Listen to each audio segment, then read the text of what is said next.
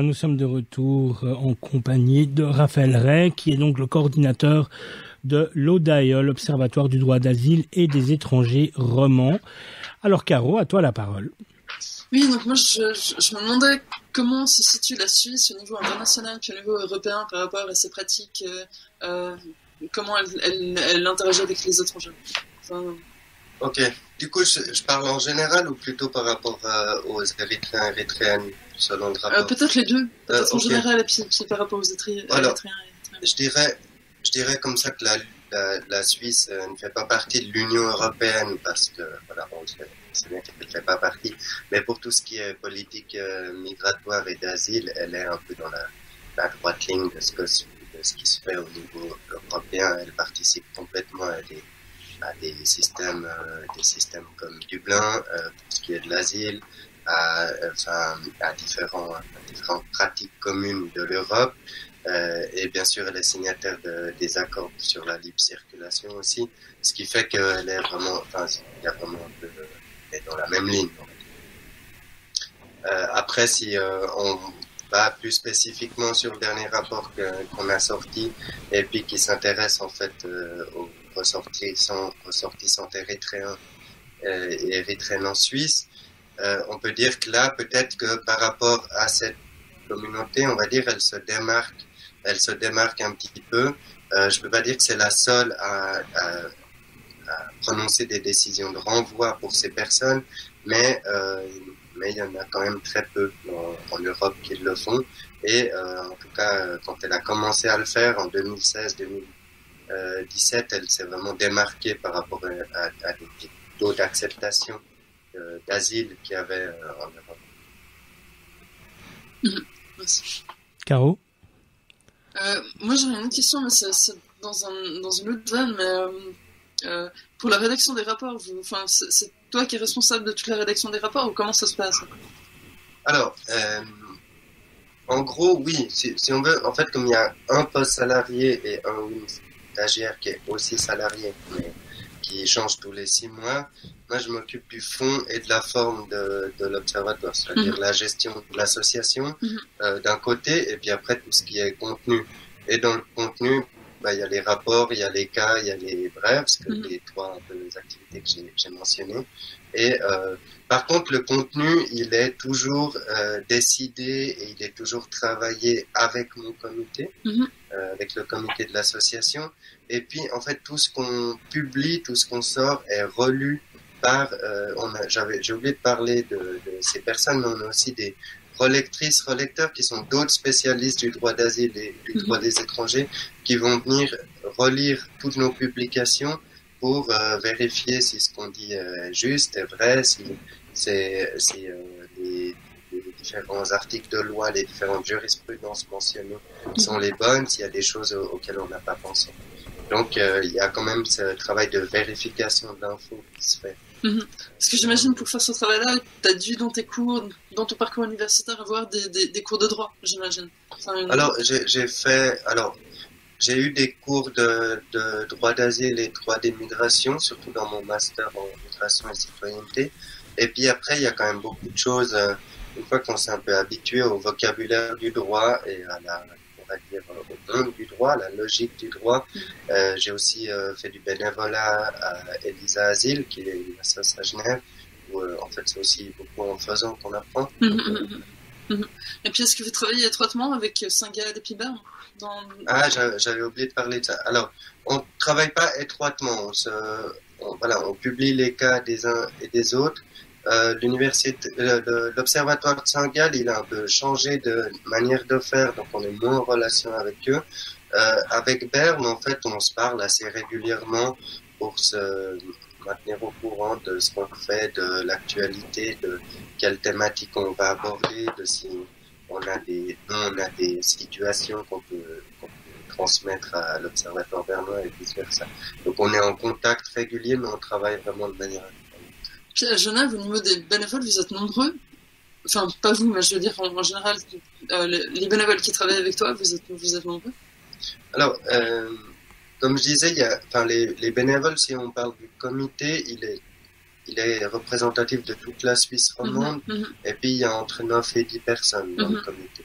Après, des personnes bénévoles, si on veut, tous les juristes qui nous transmettent des situations ne sont pas forcément bénévoles au sens de... Ils travaillent en tant que juristes, sont salariés, mais pour l'observatoire, ils sont bénévoles, c'est-à-dire qu'ils nous transmettent des cas. Et puis, est-ce que c'est difficile de coordonner des personnes qui sont pas salariées parce qu'ils ont moins de temps, ils ont une vie professionnelle à côté? Est-ce que c'est quelque chose qui rend le fonctionnement de l'association plus compliqué? Alors, parfois ça arrive. Après, comme je disais, c'est pas vraiment qu'on travaille avec des bénévoles, mais c'est sûr que les personnes qui nous transmettent des cas, en fait, ils ont un travail de juriste où il y a des délais de recours, où ils ont énormément de cas, dans toutes ces assos. Ce qui est sûr, c'est qu'il y a énormément de situations à défendre et qu'ils ont souvent pas forcément le temps de faire et leur boulot et en plus de se dire je vais transmettre ce cas à l'observatoire. Donc c'est sûr qu'on doit aussi beaucoup les appeler, leur écrire des mails pour leur demander s'ils ont des informations sur telle ou telle thématique. Et puis si vous êtes confronté à des cas où on pourrait faire appel à la Cour internationale des droits de l'homme, Cour européenne des droits de l'homme, comment est-ce que vous faites à ce moment-là? Est-ce que vous redirigez les gens vers des avocats qui pourraient les assister ou comment ça se passe? Alors pour tout ce qui est au niveau national, il y a les différents juristes que j'ai mentionnés. Et puis après, il y a une assoce, par exemple, qui s'appelle CSDM à Genève, qui, eux, s'occupent spécifiquement de porter des cas devant les cours internationales, d'accompagner les juristes pour porter des cas devant la Cour européenne des droits de l'homme, le comité contre la torture. Alors, moi, je voulais revenir effectivement, merci beaucoup, Caro, sur la rédaction de ce rapport. Comment est-ce qu'on collecte les informations? Comment est-ce qu'on sait qu'elles sont fiables? Et comment est-ce qu'on les vérifie? Alors, est-ce qu'il y a effectivement des sortes de lanceurs d'alerte, des personnes sur lesquelles vous comptez? Premier volet de la question. Le deuxième volet, c'est effectivement sur la rédaction. Tu le disais, tu gères un petit peu tout, le contenu et le contenant. Est-ce que ça, c'est pas une grosse responsabilité et de quelle manière est-ce que tu es assisté par d'autres personnes, sachant que voilà, typiquement, on sait qu'il y a par exemple des revues qui ont des revues à comité de rédaction pour ne pas se tromper, parce que j'imagine qu'effectivement même dans la sémantique, quand on est dans le droit, on doit être précis et notamment quand on est en lien avec un tribunal ou des choses comme ça, il faut être extrêmement précis.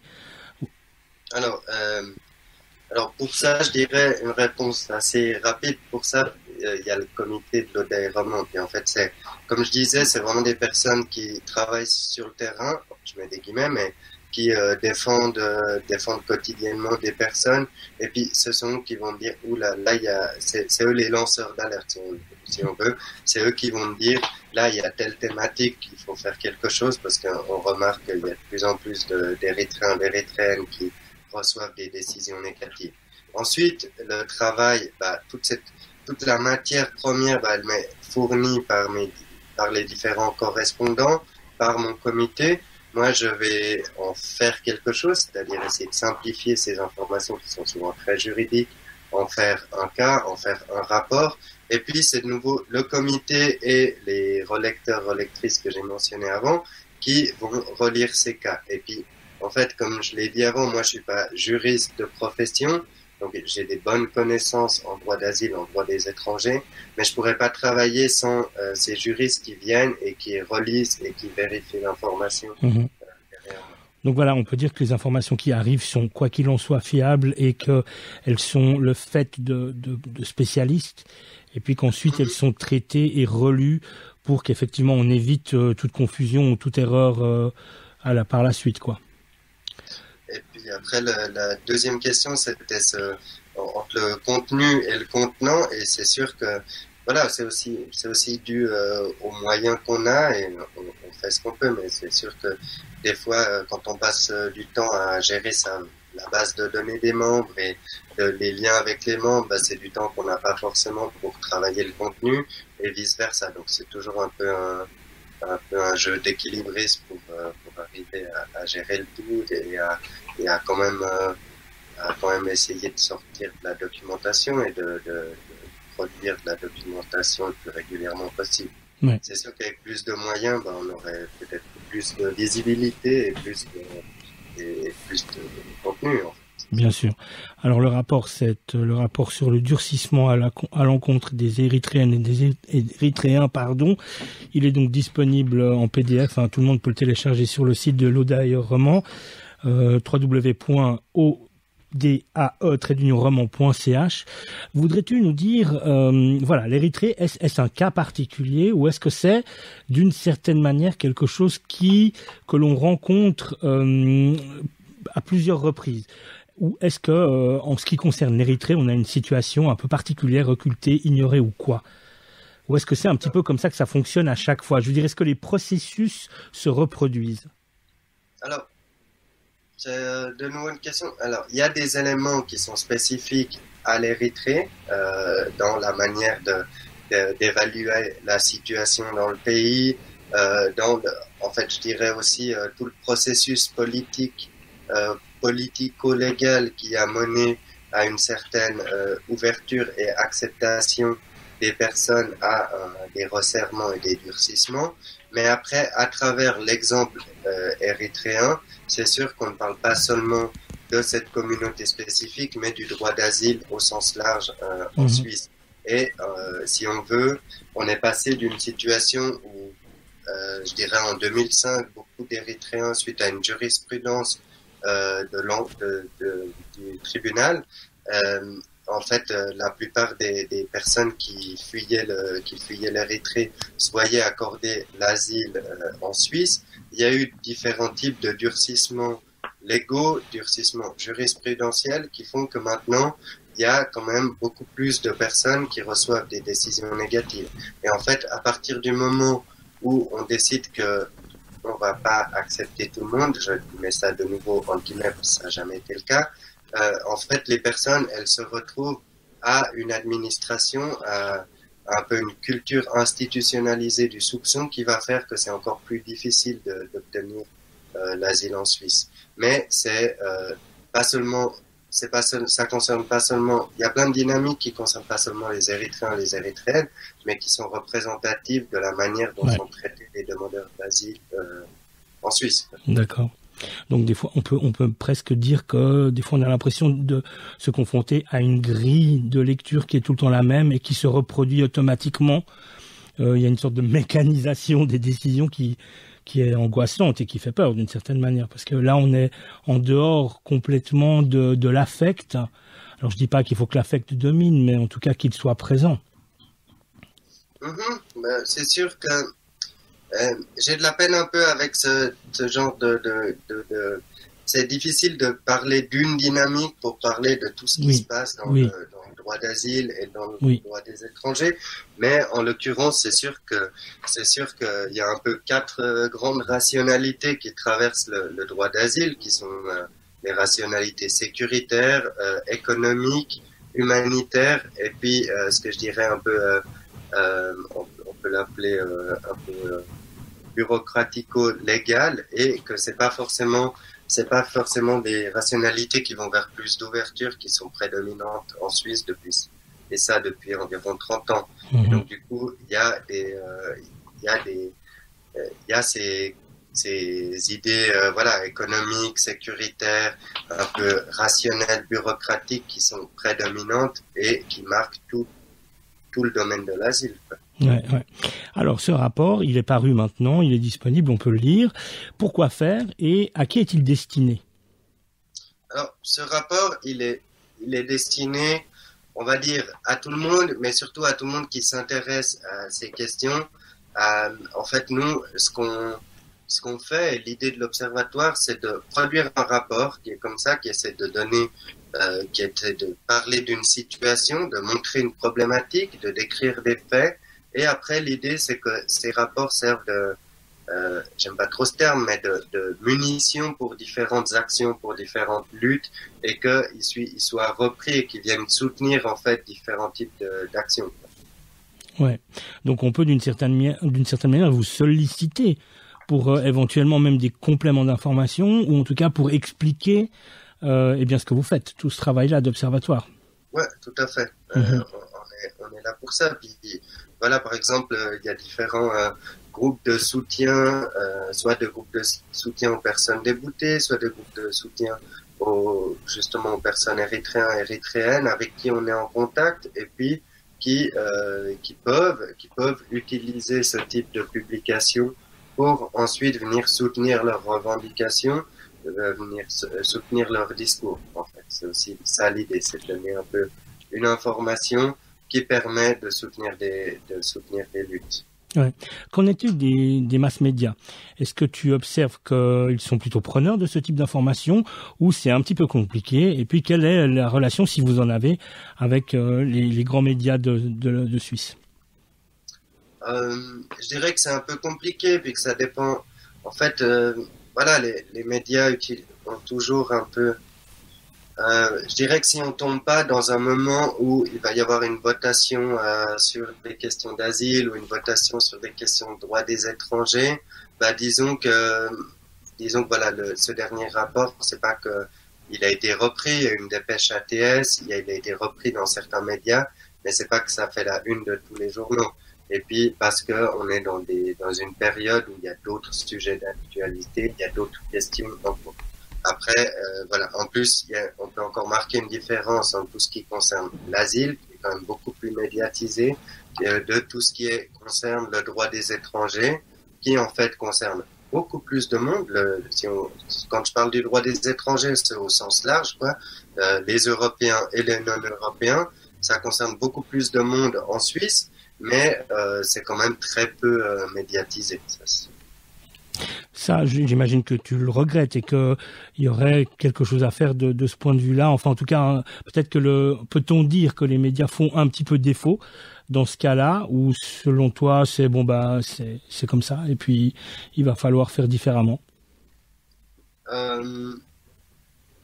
Peut-être qu'ils font un peu défaut. Enfin, peut-être que ça fait un peu défaut des fois de pas avoir une plus grande exposition médiatique, mais en même temps, la surmédiatisation des questions liées à l'asile, ça fait pas toujours dans le bon sens, dans le sens où c'est beaucoup des discours qui peuvent aller, voilà, de la lutte contre les abus, de préserver de faire en sorte qu'il y ait de moins de personnes possibles qui viennent. C'est souvent ce type de discours porté par certains partis politiques ou même voilà, le discours un peu bureaucratique, rationnel des administrations qui est porté. Et puis je suis pas sûr que ça fasse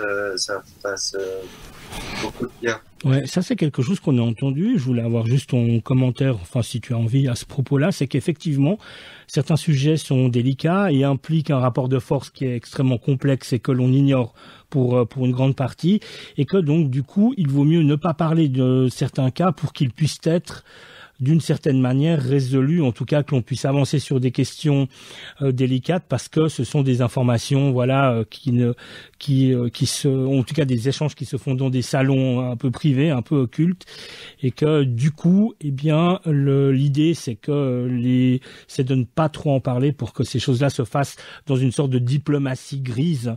Est-ce que tu as entendu parler un petit peu de cas comme ça ou pas? Bien sûr qu'il y a différentes voilà, il y a différentes stratégies quand il s'agit de défendre des personnes.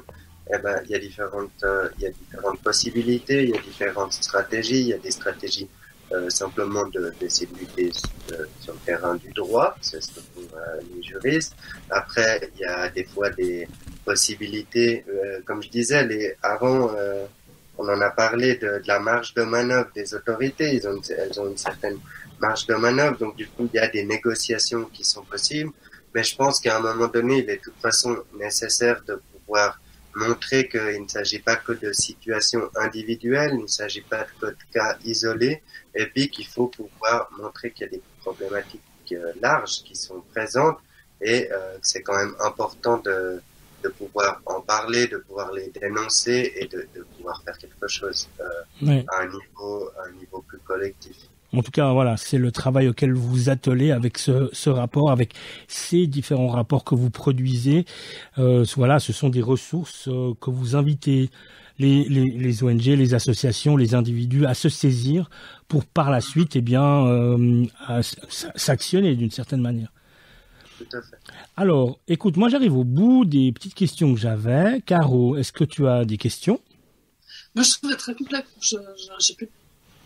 Alors, bon, ben écoute, alors je pense qu'on va doucement terminer là, mais bien entendu, non sans te remercier déjà, mais avant tout, sans te dire, cher Raphaël, s'il y avait des questions auxquelles que l'on ne te l'avait pas posées, auxquelles tu aurais souhaité répondre, eh bien, lesquelles seraient-elles? Voilà, y aurait-tu des choses à dire que l'on a omis et qui seraient vraiment importantes de dire?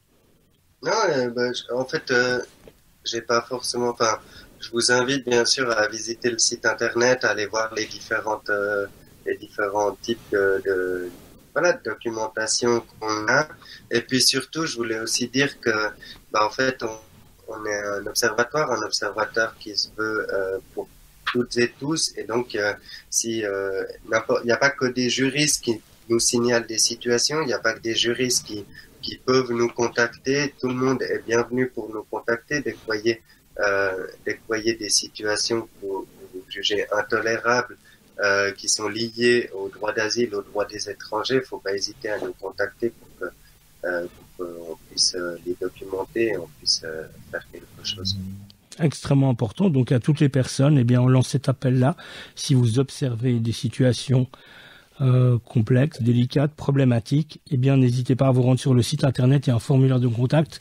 Le site internet, c'est www.odae-roman.ch. Raphaël, merci beaucoup. Donc, tu es le coordinateur de l'ODAE Roman. J'espère que c'était bien pour toi, que c'était intéressant et que tu as pu apporter les réponses que tu souhaitais apporter. Merci beaucoup. Et puis, je te souhaite une bonne continuation dans un travail difficile, mais ô combien essentiel. Merci beaucoup. Et puis, voilà, merci à toi. Et puis, je pense qu'on va évidemment se retrouver le long de nos pérégrinations en ce qui concerne le droit d'asile et le droit des étrangers.